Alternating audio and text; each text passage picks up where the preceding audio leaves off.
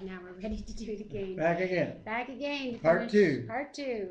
Day 3. Day 3. Okay, How do you like having an echo? we're reading in Genesis chapter 8, starting at verse 13, because that's where we finished on part 1. That's when the tape quit. By the first day of the first month of Noah's 601st year, the waters had dried up from the earth. Noah then removed the covering from the ark and saw that the surface of the ground was dry. By the 27th day of the second month, the earth was completely dry. Then God said to Noah, "Come out of the ark, you and your wife and your sons and their wives. Bring out every kind of living creature that is with you, the birds, the animals, and all the creatures that move along the ground, so they can multiply on the earth and be fruitful and increase in number upon it." So Noah came out, together with his sons and his wife and his wife's sons, or sons' wives, I should say. All the animals and all the creatures that moved along the ground and all the birds, everything that moved on the earth, came out of the ark, one thing after another.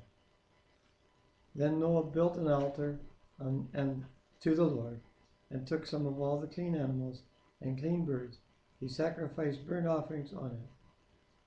The Lord smelled the pleasant aroma and said in his heart, "Never again will I cause the ground, curse the ground because of man, even though every inclination of his heart is evil from childhood. And never again will I destroy all living creatures as I have done." Now, I don't know about you, but when you put flesh on a flame, it has a very, very hard smell. Like, oh. This is bacon or ham. Yeah, but that's not steak. That's not burning, that's cooking. Barbecuing.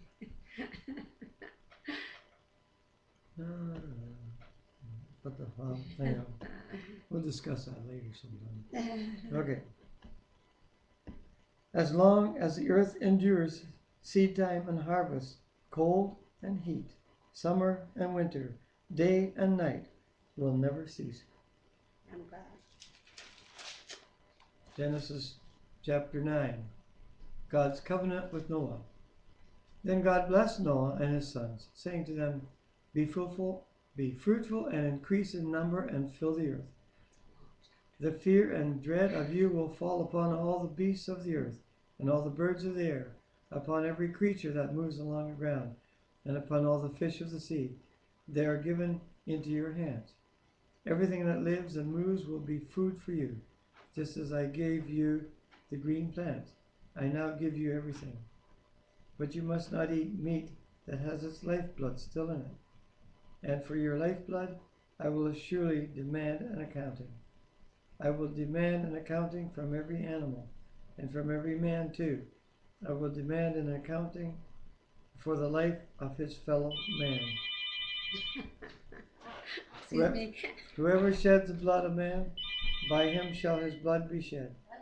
For in the image of God has God made man. As for you, be fruitful and increase in number. Multiply on the earth and increase upon it.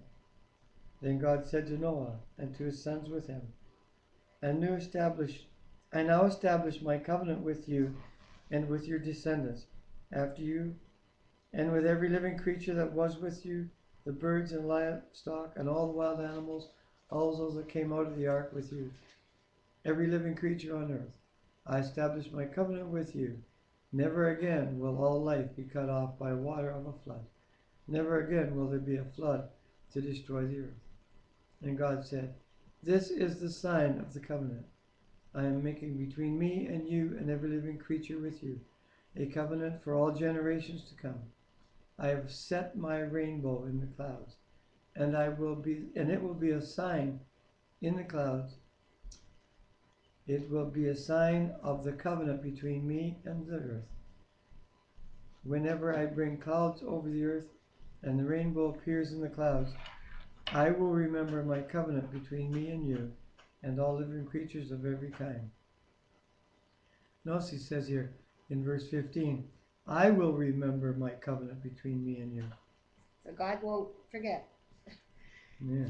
Never again will the waters become a flood to destroy all of us. Whenever the rainbow appears in the cloud, I will see it and remember the everlasting covenant between God and all living creatures of every kind on the earth. So God said to Noah, this is the sign of the covenant I have established between me and all life on the earth. Now we go into the sons of Noah. The sons of Noah who came out of the ark were Shem, Ham, and Japheth. Ham was the father of Canaan. These were the three sons of Noah, and from them came the people who are scattered over the earth. Noah, a man of the soil, proceeded to plant a vineyard. When he drank some of its wine, he became drunk and lay uncovered inside his tent. Sexual content. Ham, the father of Canaan, saw his father's nakedness and told his two brothers outside. But Shem and Japheth took a garment and laid it across his shoulders. Then they walked in backwards and covered their father's nakedness. Their faces were turned the other way, so that they would not see their father's nakedness. When Noah awoke from his wine and found out what his youngest son had done to him, he said, cursed be Canaan, the lowest of slaves will he be to his brothers. He also said, blessed be the Lord, the God of Shem. May Canaan be the slave of Shem. May God extend the territories of Japheth. May Japheth's life in the tent of Shem. May Japheth live in the tent of Shem, and may Canaan be his slave. After the flood, Noah lived 350 years. Altogether, Noah lived 950 years, and then he died.